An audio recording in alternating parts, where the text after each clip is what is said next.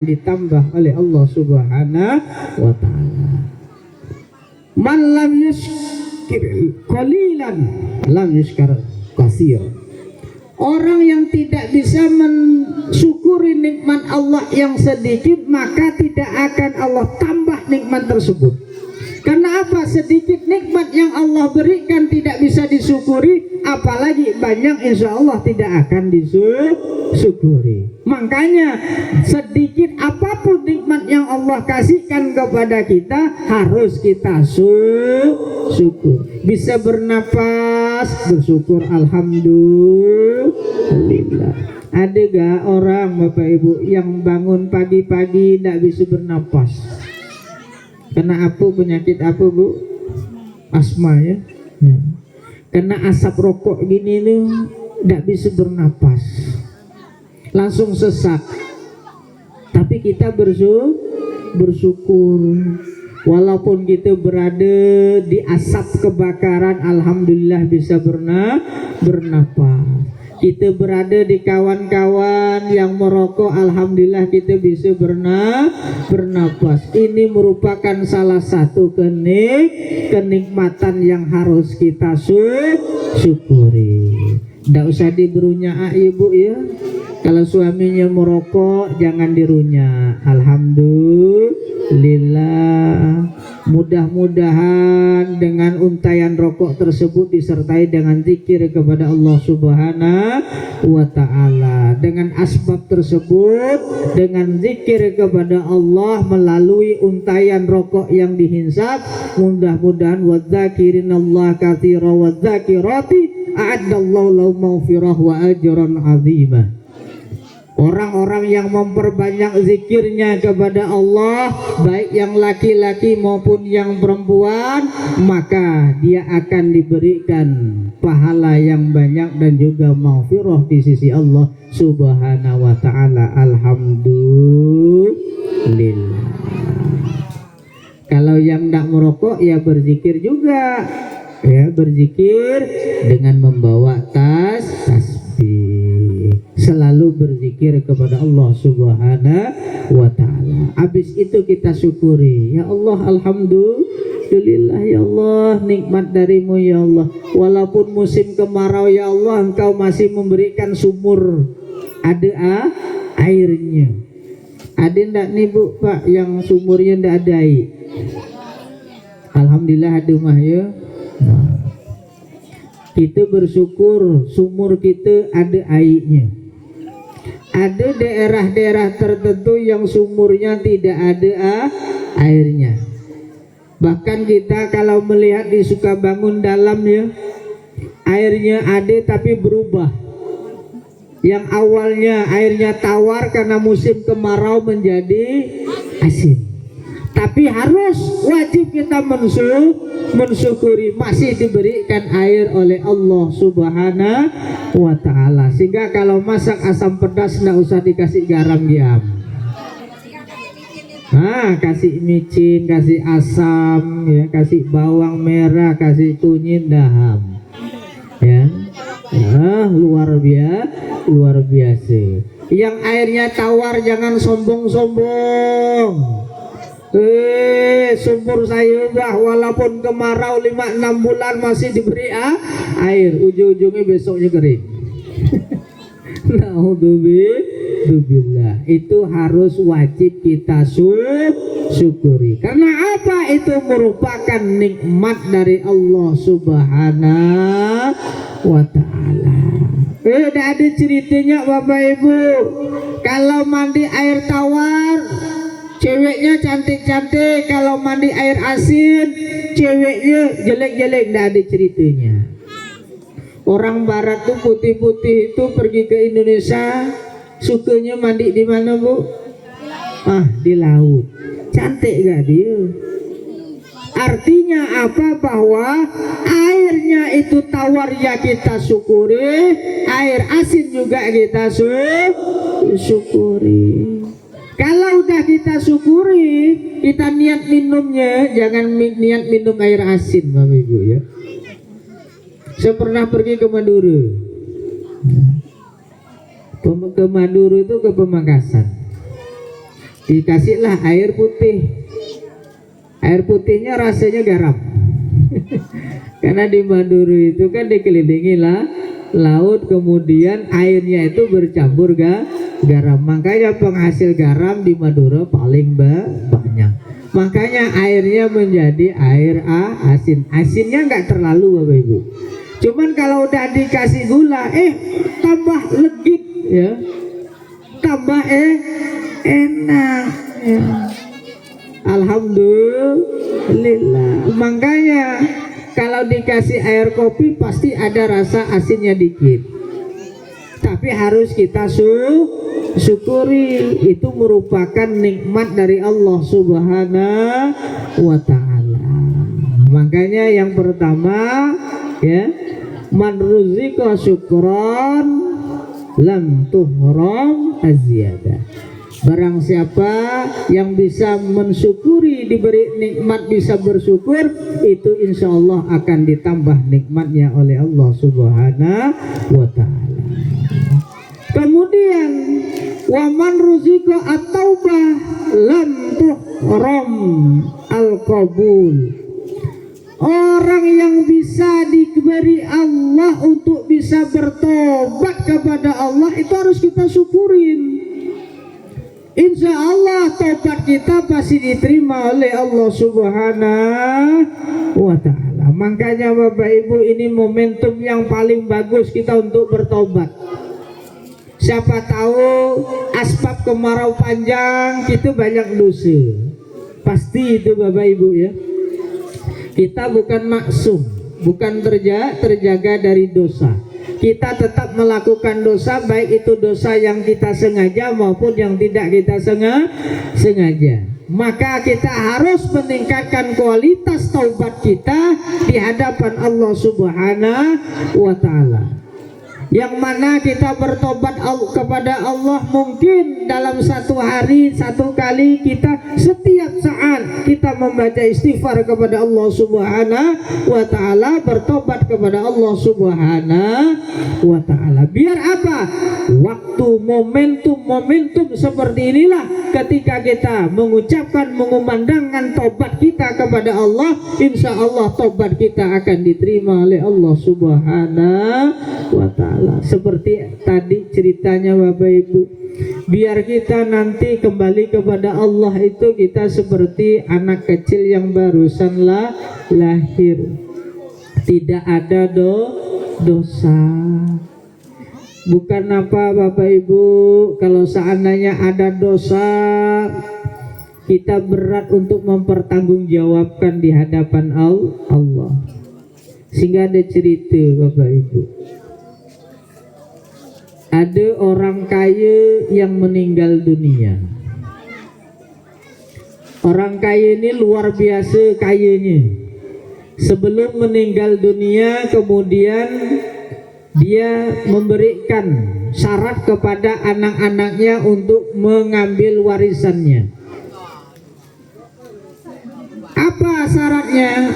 Boleh warisan ini saya kasihkan kepada putra putri saya dengan syarat 40 hari selama itu dia harus menjaga saya di kuburan. Kira-kira ada yang berani Bapak Ibu?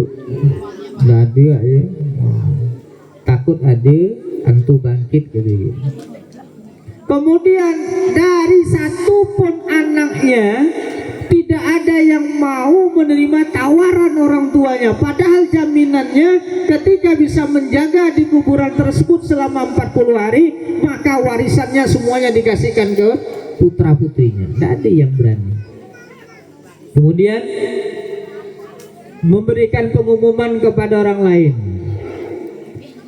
Ternyata ada salah satu pemuda, orangnya miskin, setiap hari mencari kayu bakar, menjual kayu bakar, kemudian kalau kayu bakarnya laku bisa makan, kalau kayu bakarnya tidak laku maka tak bisa makan. Karena penghasilannya itu ngambil kayu bakar kemudian dijual. Warisannya, hartanya cuma satu, yaitu cuma kapak saja untuk mencari kayu bakar. Lah orang miskin ditawari seperti itu, mau enggak Bu? mau, hartanya kan banyak dah. Satu hari kemudian meninggal dunia orang kaya tersebut. Kemudian si miskin ini karena udah berjanji, jagalah dia kuburan si orang kaya tersebut. Datang dua malaikat. Siapa bu malaikatnya? Mungkar Nangkir. Mungkar dan Nangkir datang, kemudian dilihat ada yang meninggal, ada yang belum meninggal. Yang udah meninggal mau ditanya, ditanya dulu yang belum meninggal. Oh Jang, ngapa kau di sini tuh Jang? Saya ini diamanahi malaikat, amanah untuk jaga dia ini kalau selama 40 hari. Kalau 40 hari ini bisa menjaga, maka saya dapat warisannya. Oh berarti saya tanya kamu malaikat. Oh siap kata dia, karena saya tidak punya harta. Luar biasa Bapak Ibu, cuman satu kapak saja hartanya itu, pertanyaan malaikat banyak sekali. Jang, kau dapat kapak nih dari mana Jang? Oh beli. Berapa Jang? 50.000. Uang 50.000 itu kamu dapatkan dari mana Jang? Oh belit-belit seperti itu. Sampai kalau tidak bisa menjawab, kemudian Ujang tadi itu dicambuk sama malaikat. Besok lanjut lagi. Jang, kamu cari kayu bakar di tanah siapa Jang? Oh hasil kebakaran. Tanah siapa lo tuh? Ada tahu malaikat, itu tanah siapa, yang penting saya cari kayu bakar. Dan kayu bakar ya juga belum dimanfaatkan dan tidak bisa dimanfaatkan yang punya tanah, makanya saya ambil kayu bakarnya tersebut. Tapi itu bukan tanahmu. Kalau itu bukan tanahmu, maka kayu bakar yang ada di lahan tersebut bukan milikmu. Oh kena pecut lagi. Besok ditanya lagi sama malaikat. Kau jual berapa Jang? Jual 5.000 mah Pak, malaikat gitu. 5.000 kau gunakan untuk apa? Untuk makan. Kalau kayunya itu belum tentu halal, maka makananmu belum tentu halal juga. Maka berapa hari kamu yang makan dari hasil tersebut? Untung digebuk lagi sama malaikat, sehingga belum sampai 41 hari Ujang tersebut kabur dari kuburan. Artinya apa? Satu warisan, satu milik harta saja. Pertanyaan malaikat luar biasa. Apalagi kita ya Bapak Ibu ya. Makanya nasihat tuh ibu-ibu, kalau dikasih suaminya duit 2 juta ditanya Bu ya, ini kira-kira duitnya halal apa haram? Saya enggak mau nerima duit haram Pak. Kalau duitnya halal saya ambil, kalau haram jangan kasihkan ke saya. Mau Bu? Kalau dikasih 2 juta ditanya, kasih 3 juta ditanya, Pak ini duitnya halal apa haram, dapat gaji gak, atau dapat bonus, atau dapat gimana Pak? Oh dijelaskanlah sama suaminya. Oh halal, alhamdulillah. Ternyata besoknya dapat juga dikasih suaminya duitnya 200 juta. Enggak usah ditanya ya. Takutnya kalau ditanya, oh ini dari yang tidak halal. Kiri-kiri diambil dah Bu? Oh Bu, diambil dah. Kalau tadi kan dapat 2 juta, 3 juta masih ditanya tuh detail tuh, ini dari mana, gajinya berapa dan sebagainya. Ini dikasih 200 juta, ditanya lagi dah. Dah usah, diam, langsung masuk tas, besok langsung masuk ke mall. Langsung belanja. Alhamdulillah. Kok alhamdulillah Bu? Awalnya tuh komitmennya, suaminya harus ditanya dulu artinya. Ternyata ketika udah besar, tidak mau bertanya. Harus komitmen. Biar apa? Harta yang Allah berikan kepada kita harus terjaga halalan thayyibah. Halal kemudian bagus. Kemudian yang ketiga, waman ruzuqa istighfar, barang siapa yang diberi rezeki, diberi kesempatan untuk bisa melantunkan istighfar kepada Allah Subhanahu wa taala, maka wajib mendapatkan maghfirah dari Allah Subhanahu wa taala. Makanya sambil masak Bapak Ibu ya baca istighfar. Astaghfirullahaladzim, astaghfirullahaladzim, astaghfirullah. Ujung-ujungnya ikannya hangus ya. Ya, artinya apa? Kita selalu mengucapkan istighfar, meminta ampunan kepada Allah Subhanahu wa taala. Kalau udah kita istighfar, insya Allah akan dimaghfirah, akan diampuni oleh Allah Subhanahu wa taala. Kalau Rasulullah mengajarkan kepada kita satu kesalahan yang kita lakukan, maka harus kita istighfari sebanyak 100 kali. Maka tidak cukup Bapak Ibu kita istighfar dalam satu hari setiap sholat 3 kali kali 5 berarti 15 kali, tidak cukup. Makanya ditambah lagi ketika waktu malam sebelum tidur kita harus istighfar. Agar apa? Agar semua dosa yang kita lakukan dalam satu hari tersebut dimaghfirah oleh Allah Subhanahu wa taala.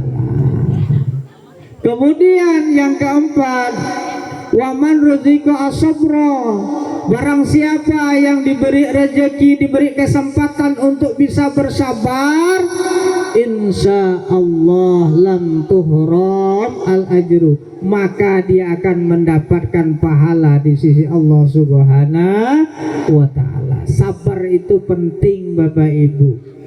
Sabar itu bukan cuma untuk ibu-ibu saja, tapi untuk para bapak-bapak juga harus wajib sabar.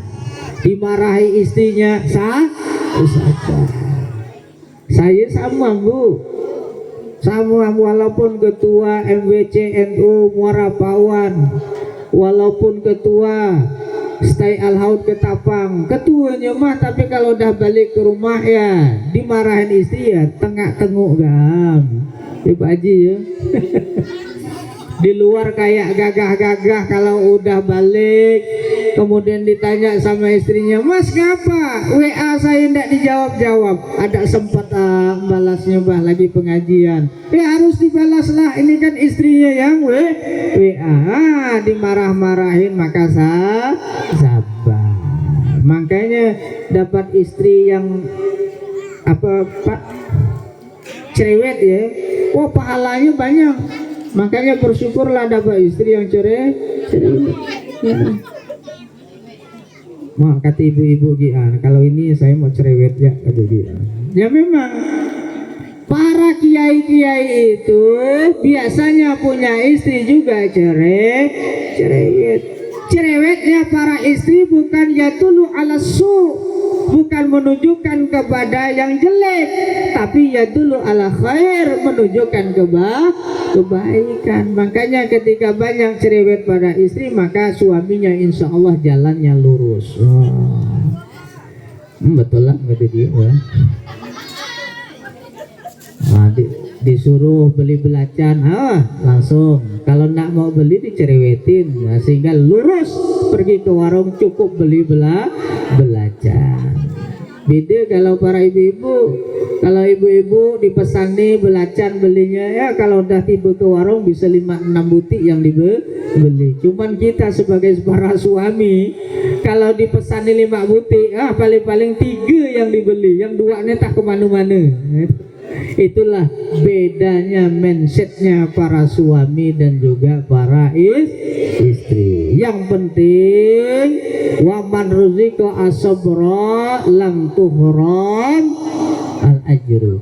Kalau seandainya kita masih bersabar, insya Allah kita akan diberikan pahala di sisi Allah Subhanahu wa taala. Apapun itu Bapak Ibu, menghadapi istri sabar, menghadapi masyarakat sabar, yang dikasih oleh Allah amanah jadi pemimpin, kemudian anak buahnya bawahannya neko-neko ya sabar. harus sabar. Itu adalah ajaran baginda Rasulullah sallallahu alaihi wasallam. Alhamdulillah. Yang terakhir Bapak Ibu, wa man ruzika ad-du'a lam tuhram al-ijabah. Barang siapa yang diberikan bisa berdoa kepada Allah Subhanahu wa ta'ala, insya Allah akan diijabahi oleh Allah Subhanahu wa ta'ala. Doa itu yang bagus itu adalah ketika ba'da sholat. Ketika di rangkaian sholat kita berdoa, maka doa kita diijabahi oleh Allah Subhanahu wa ta'ala. Doanya orang yang teraniaya, maka diijabahi oleh Allah Subhanahu wa ta'ala. Makanya para istri jangan menganiaya lakinya. Nanti kalau lakinya merasa teraniaya kemudian berdoa, diijabahi oleh Allah. Yang suami juga gitu, jangan menganiaya istrinya. Maka kalau teraniaya, maka doanya diijabahi oleh Allah Subhanahu wa ta'ala. Bagi para suami, berapapun gaji kita, kalau udah dapat gaji maka blok kasihkan kepada istrinya, insya Allah barokah. Tinggal istrinya yang mengatur. Kalau gitu nih bapak-bapak, 5 juta kita bawa sebulan belum tentu cukup. Tapi kalau para istri dikasih 1 juta sebulan cukup. Itu bedanya manajemen suami dengan manajemen istri berbeda. Apalagi kalau sana kita bawa duit banyak, kemudian yang ikut siapa? Yang ikut anak-anak minta nak kita kasih, wah marah, maka tetap dibeli. Cuman kalau udah duitnya kasihkan kepada istrinya, anaknya minta dicubit sama istrinya, udah enggak bisa minta. Manajemen yang bagus dalam keluarga adalah istri. Mencari duit yang bagus di dalam keluarga adalah suami. Alhamdulillah. Bapak Ibu yang dirahmati oleh Allah Subhanahu wa ta'ala, mungkin itu yang bisa saya sampaikan. Ada kurang lebihnya mohon maaf. Endingnya adalah ketika peringatan Maulid baginda Rasulullah sallallahu alaihi wasallam, jangan sampai mahabbah kita, kecintaan kita kepada baginda Rasul menjadi berkurang. Karena apa? Yang bisa menyelamatkan kita di hadapan Allah adalah baginda Rasulullah sallallahu alaihi wasallam. Yang bisa menyelamatkan kita dan masuk ke dalam nerakanya Allah adalah baginda Rasulullah sallallahu alaihi wasallam. Makanya para ibu yang baca sholawat jangan sampai bosan untuk membaca sholawat. Pokoknya begendang terus bersolawat. Insya Allah dikasih air putih. Alhamdulillah. Mari kita berdoa kepada Allah Subhanahu wa ta'ala. Mudah-mudahan kita diberikan kesehatan oleh Allah Subhanahu wa ta'ala, diberikan rezeki yang lancar di sisi Allah Subhanahu wa ta'ala. Al-Fatihah. A'udzubillahi minasyaitonir rajim. Bismillahirrahmanirrahim. Alhamdulillahirabbil alamin. Ar-Rahmanir-Rahim. Maliki yaumiddin. Iyyaka na'budu wa iyyaka nasta'in. Ihdinas siratal mustaqim. Siratal ladzina an'amta 'alaihim waladdallin. Amin. Allahumma shalli wa sallim ala sayyidina Muhammad walhamdulillahi rabbil alamin. Hamdan syakirin hamdan na'imin hamdan yuwafi ni'amahu wa yukafi mazidah. Ya Rabbana lakal hamdu kama yanbaghi li 'azimi sultanik. Allahumma shalli salatan tunjina biha min jami'il ahwali wal afat wa taqdi lana biha min jami'il hajat wa tudharrina biha min jami'is sayyi'at wa tarfa'na bi innaka la darajat wa tubalina bi asal ghayat min jami'il khairati fil hayati wa ba'dal mamat. Allahumma ighfir lana dhunubana wa liwalidayna akhina syayna kama rabbawna sikhara wa li jamil mu'minina wal mu'minat wal muslimina wal musliman al ahya'i minhum wal amwat. Allahumma mahana min qulubina zulmata si'ukhbar ahyar. Allahumma mahana min qulubina zulmata si'ukhbar ahyar. Allahumma anzil rahmatan alaina ya Allah. Allahumma anzil barakatan alaina ya Allah. Allahumma sabit imanana ya Allah wa zayyin akhlaqana ya Allah. Allahumma inna nas'aluka ilman nafi'an mubarakan katsiran fid dunya wal akhirah. Allahumma inna nas'aluka rizqan halalan thayyiban mubarakan katsiran fid dunya wal akhirah. Allahumma ij'alna dzurriyyatana sakinah mawaddah warahmah fid dunya wal akhirah. Allahumma atina waladan salih wa salih fid dunya wal akhirah min ahlil ilmi walil khair walil tuqa walil ibadah walil zikir walil quran walil tahajjud walil sunnah wal jamaah. Allahumma nawwir qulubana ya Allah bi nuril hidayatika maghfiratika ilmika ya Allah. Allahumma khtim lana ya Allah bil iman wal islam wa istiqamah wa husnil khatimah. Rabbana atina fid dunya hasanah wa fil akhirati hasanah wa qina adzaban nar. Subhana rabbika rabbil izzati amma yasifun wassalamun alal mursalin walhamdulillahi rabbil alamin. Allahumma salli wa sallim ala sayyidina wa maulana Muhammad. Assalamualaikum warahmatullahi wabarakatuh.